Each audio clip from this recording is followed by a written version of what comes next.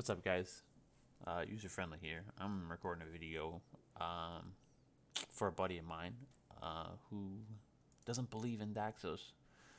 So we're gonna take a spin here with some funny objectives and see if I can highlight some control here. This is my deck built for this event. Everything up top is my normal deck. I switched out to supports for Creeping Tar Pit and Pestilent Cauldron just to give myself some enemy destruction, enemy library destruction. This is the first time I've loaded up Puzzle Quest here, so it's doing the images and whatnot, but we're going to use this deck and we're going to take a look. The reason I like Daxos more than anybody is he is an attrition fighter for days and days and days.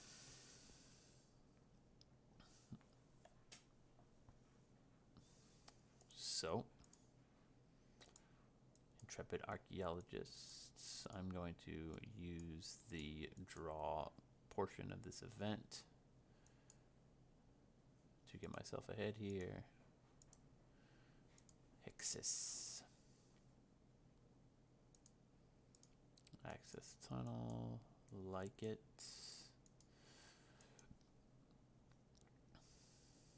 Alright, we got one of our loyalty lands down. Binding the old gods. One of the reasons I like this deck so much is loyalty lands are king. Because one, they are very difficult to remove from the board. So unless they get matched, they will last essentially forever. I'm going to do this. Didn't help us in regards to mana, but we'll get there. There's some free loyalty. I don't need all these Hexises at the moment. It'd be useful later, but I can pull them whenever I want them. Let's do that and get the loyalty. We basically want number 3 for the safety net. If you put down an Eidolon too early, you will win. If you start popping your 3 in defense,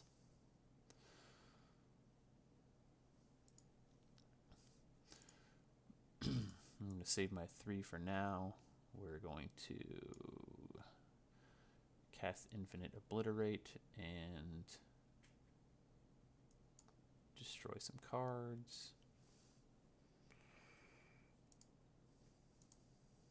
Pestilent Cauldron, Vorpal Sword, and another Hexis. I do not want to destroy her graveyard because I'm trying for bonus objectives here. I'm going to get some more cards destroyed out of their hand or kill their creatures, which we will do in just a moment. So you start running the risk of capping out on loyalty, which you don't want to do. And the great thing about Daxos is even when you pop his 3, you get 10 experience points. Not only does it heal you for 10, it does -10/-10 to their creatures, which is obviously nice. We have mana field here that destroys cards, but I don't think I can get this mana field.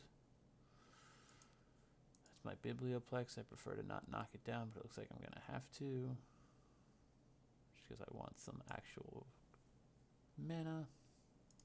Let's confirm. Let's pull that just so we can get rid of more of their cards. And we're going to say no on the Pestilence Cauldron. It destroyed my pest with conversion. I think their card destroys cards, doesn't it? And we are back up to having our 3 available again.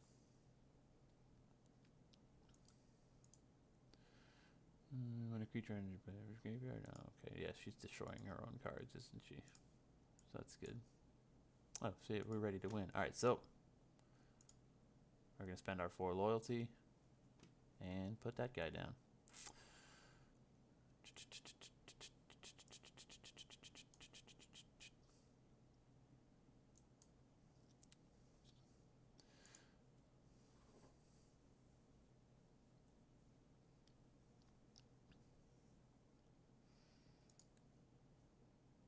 why he's a 0-11 right now.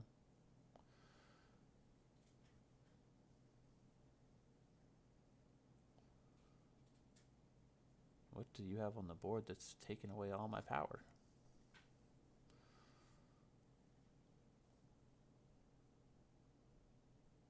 Is he getting minus? Yeah, on the board opposing creatures get. Oh, that's funny. We have a fracture here. Don't have a fracture. Is there a fracture in the graveyard? There's a fracture in the graveyard. Hey, use 2 of Daxos. I want a fracture. Let's pull it out of my graveyard.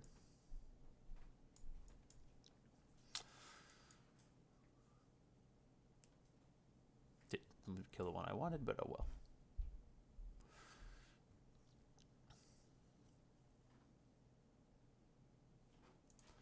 Confirm. Take another fracture. It's just a minor setback. It really doesn't make much difference. It's just a stall tactic.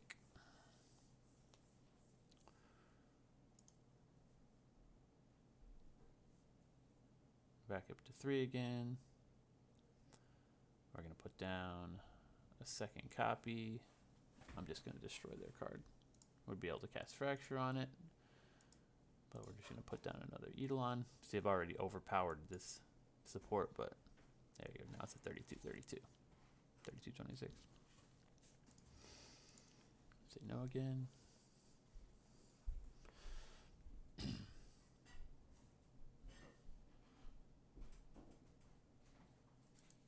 Alright, my turn.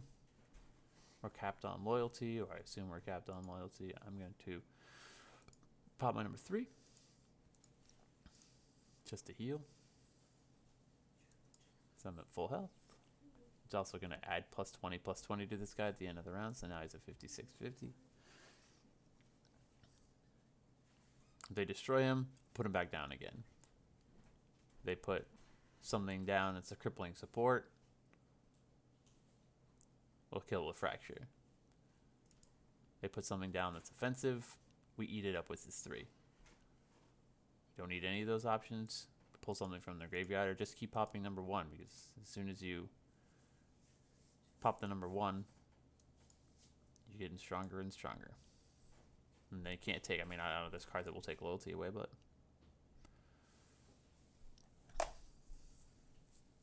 so he's a 7-1.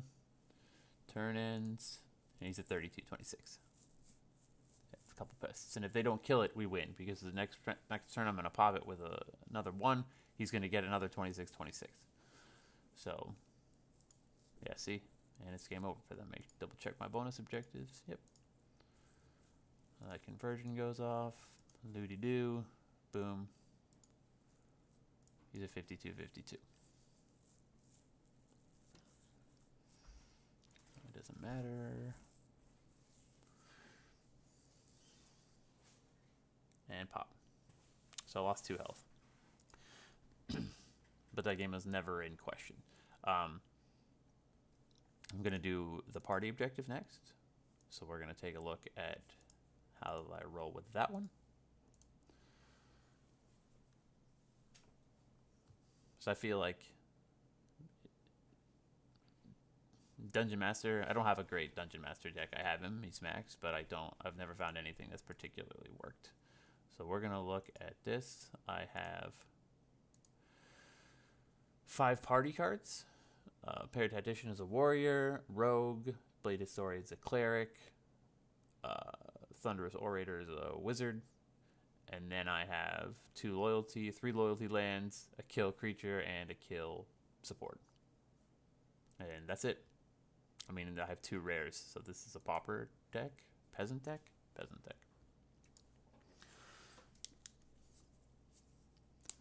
A lot of people, you know, you win too early, or, you know, you can't get your win objectives in. Not with Daxos. As long as we get those lands on the board before they can do anything particularly painful. So when I do bonus objective decks, I like to shut my creatures off because I don't want to run the risk of them dying prematurely. Crawling Barrens. Can't get any whites, can't get any blacks, can't get any blues. I want some mana, so we're just gonna go with a garbage match. No more moves. Oh, sweetness. Another Crawling Barrens, but that doesn't matter much. Let's get our fiver. And I think the best move is probably gonna be this. Yeah, that's gonna be hard to beat. Jesus. I'm gonna save this for now because I'm not too worried. 2 extra swaps. Jesus. Okay. Yeah, I can draw if I get rid of these cards, so I'm gonna cast that just so I can draw. I'm at 30 loyalty. I'm just gonna cast this to get rid of that, and then I'm going to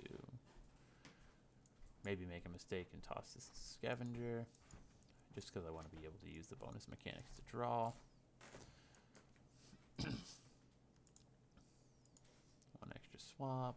Let's get the loyalty. I should have got those greens into that loyalty. Now I left them a 5. I'm a fool. Oh, we got 2 more mana lands. Jesus, double 5s.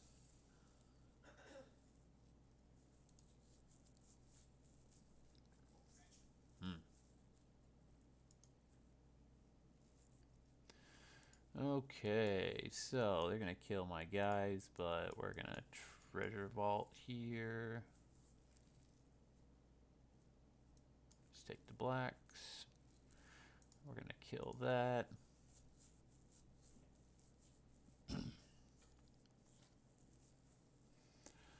But we have another land on the board. Of course, they need to take my loyalty just to make it less likely that I get it. My conversion will mess up this 5. Oh, it didn't. That's amazing. Pack Beast, turn that off. Let's do that. An extra swap. Let's go ahead and pop our 3 again. Wipes the board. And heals me up again.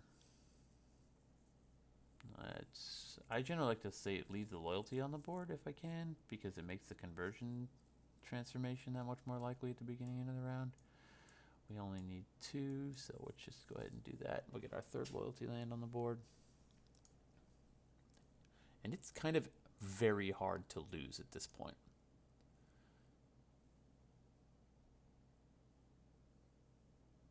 Very nice conversion. I'm going to throw both of these away. Now, let's save it. We got to work on getting my party out. I have 1. The second one's in my hand. Another treasure vault. So I'm going to go against what I normally do, and I'm going to cast both of these just so I can get to draw. Normally I save everything until it's on the board, so I can put everything down on the board at the same time, so that I get the party objective instantly done. But I want to utilize the draw mechanic of this event to hopefully not get what I needed. As you can see, it doesn't matter what they put down. Like, you put 2 bound creatures, yeah, Death Touch, Berserker, sure. Within a turn, I'm going to be able to wipe them all again. So my 3's ready. It's another full wipe. We're now doing, this will be the 3rd pop, so it's minus 40 to all enemy creatures. So I killed my Thunderous Orator, so now I'm still 1 short of party. Hopefully we'll draw something useful. Nope. I might as well go ahead and put the Bladed Saurian down, so we can wipe again. And what do we heal in 440? Yeah. Do this and get the chain. I'm going to exile my whole hand and use it to draw at the beginning of the next turn unless something goes horribly wrong. Or unless I get what I need here. Crawling Barrens, nope. So we're going to destroy that and that. Which of my lands is the weakest? Access Tunnel has 3. Crawling Barrens has 4, so I'm going to throw away Crawling Barrens and we're going to cast Access Tunnel. Can I get mana for that? Blue. My blue is +3, so that's going to be 6. So yeah, I can cast that. Not now. Hopefully my draw will get me something. Hey, Paratactician. Oh, 2 of them. Cool. Paratactician should finish it off. And of course, the conversion messes up my 5, but so be it. Paratactician. Can I get 10 mana? I just must someone work past Beast. If I make that swap, then I lose the bonus objective again. It'd be a really great swap to make, but I'm not going to do it. I'm going to purposefully sabotage it, like so. I'm going to kill his creature.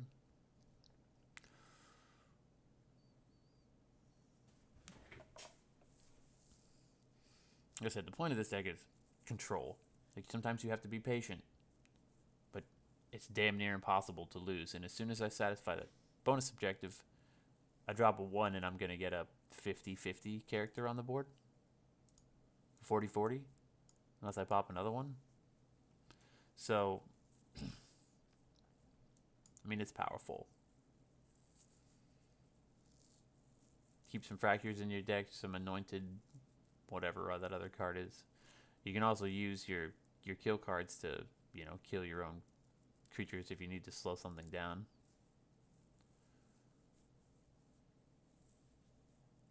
Sweet.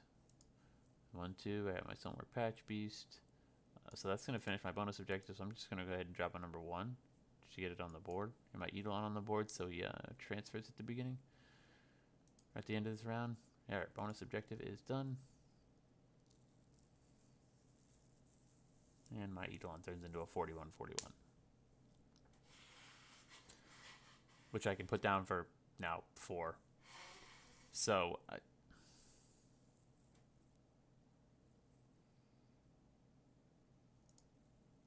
maybe then I can cast another 3 just to make myself at full health for the end of the match so that I don't have to worry about being hurt. And that's how it's done. So he's really safe with bonus objectives.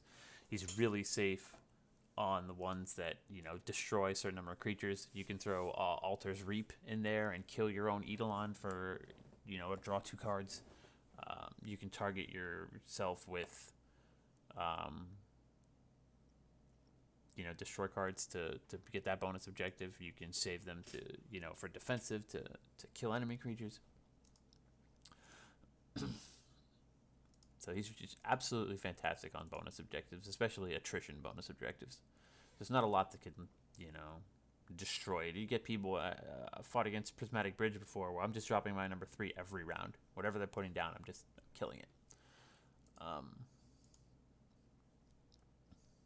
Let's do one more. All right, we got Amiko or whatever her name is. The Chain Queen. Some Hexises in there. Whatever she's going to throw at us. Tamio, that's her name. Alright, Access Tunnel, Crawling Barrens. This is an excellent starting hand. Let's just do that for the freebies. That was a very good fall. Alright, we got another one there. I'm going to do this for the Cascade with these whites. Alright, so we have 2 loyalty lands on the board already. Converting away. Here's our 3rd member from our party objective. This is working pretty well. I'm going to go ahead and do the same thing I did before. I'm going to cast these just so I can use the draw mechanic. And hopefully get that 4th member. Hey, there you go. Thunderous Orator. I think that's all 4. If we can get him out on the board quickly. Because I got a Pack Beast already, right? Pack Beast? Yeah, it's getting ready to die already. Let's do this and hopefully protect my... Nope. They're going to kill my Pack Beast. But Daxos. I'm just going to use my Daxos to pull Pack Beast out, but that's fine. You can take control of one of my creatures. Hey, look, Daxos. Thanks. I'm going to throw away one of these. And should just take the blacks. Beautiful. Beautiful. Party objective done.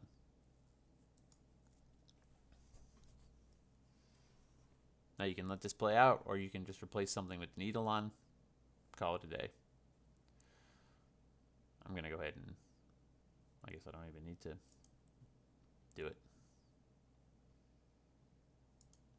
I am going to just go ahead and pop my Eidolon and replace it.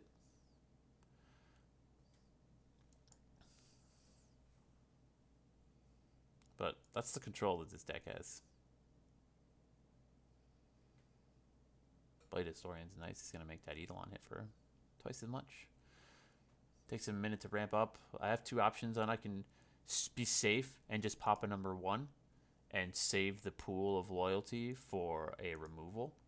Because you do get a little bit of loyalty every time that you get a little bit of experience every time you pop the 1. It stacks up 1 at a time. But I'm not worried, and he put down something, so I could just use the 3 for removal in addition to getting my Eidolon 10 more experience, because he's going to pop to, what, 12-12 now? And now, the next time that I pop a 1, he's going to turn into, what, a 24-24? So, I mean, and that's hard to fight against. I now get a 12-12 or 13-13 every time for 4 loyalty. Not to mention the fact that, you have another deck, you throw Hexis in there. Hexis is the only enchantment that I have in my regular folder for Daxos. So every time I pop my number 1, I pull Hexis. I didn't draw 12 cards. I'm a fool. I'll show you guys a Training Grounds match with my regular Hexis deck. Ooh, nope.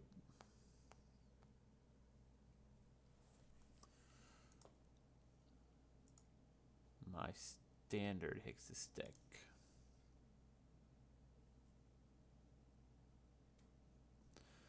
So, standard. Let's take a look.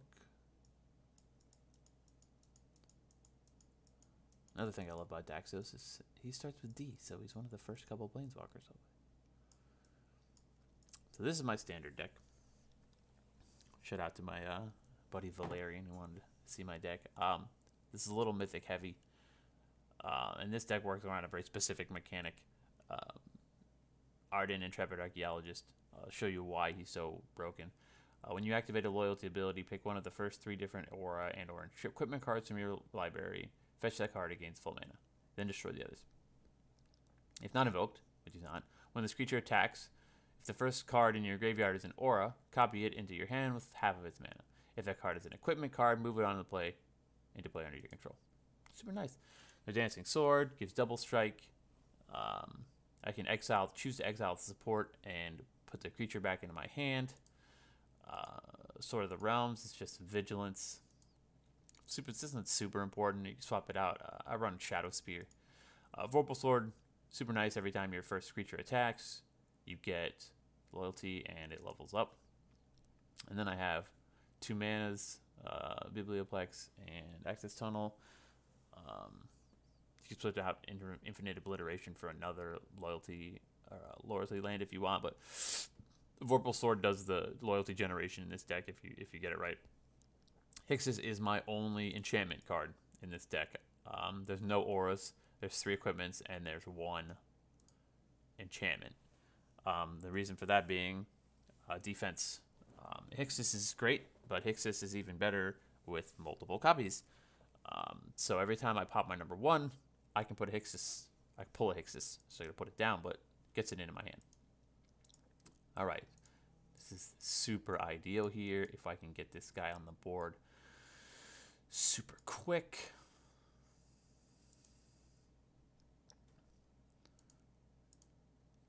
All right, let's do that. Awesome. I need some loyalty, and we can start this proverbial train wreck. Let's do that. Sweet. I obliterated some of their cards. All right, so got our guy down. As long as they don't kill it, which they didn't. Pop my number 1. I got my Eidolon. You saw that. Pulled Hexis. Now I can confirm. Pick any one of these 3 cards. Okay. So now we have Dancing Sword down on the board. I'm going to cast Infinite Obliterate again just to be safe. They're gone. He gets a bunch of plus, whatever. Alright. Takes damage from a support. I'm not sure what that support is. Oh, takes 1 damage.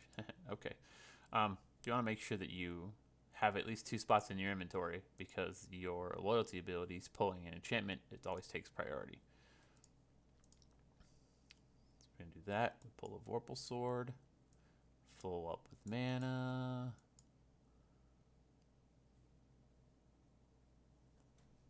The greatest thing about him, which I didn't get to highlight this round because I cast Infinite Obliterate, if you don't cast any cards, if you have nothing in your graveyard when you use his ability, the 2 equipments that you don't choose get stuck in the graveyard, and then on his turn when he attacks, he pulls another one anyways. So for that same 4 loyalty, you've now put 2 equipments on the board.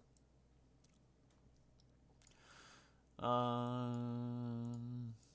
many cards do they have in their hand? Only 1. Let's cast another Infinite Obliterate just to be a jerk. But this round's already over. I'll grab that for Vigilance. And why not? I got 22 double strike. And now I got, what, 7 loyalty and 9 loyalty? Vorpal Sword with double strike is mean.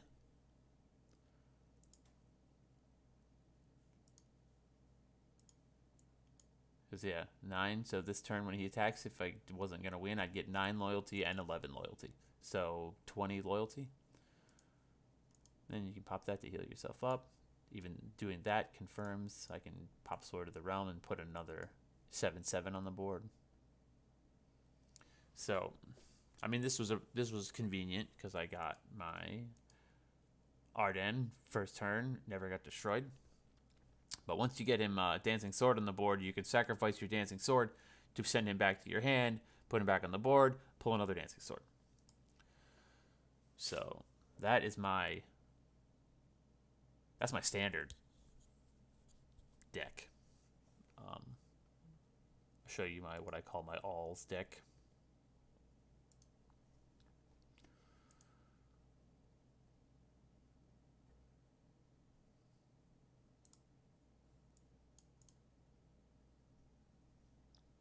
So it's just a variation of that. Shadow Spear instead of the Sword of the Realms or whatever. Fracture and Forsake the Worldly. Which just the biggest weakness to this deck is mega supports shutting you down. Most of the time, creatures, you can deal with them. I have Death Sprout in here just for removal, plus pulling loyalty lands. You know, if they're not killing you super quick, you know, you can double cast Hexis after, you know, you've made a white match to make sure that it's safe. But generally, once something gets locked down by Hexis, you're just going to win on attrition. But, yeah. It's my Daxos. If I get another events where, you know, I feel he's super powerful, let you guys know, but that's my argument. Goz and Valerian. Later, guys.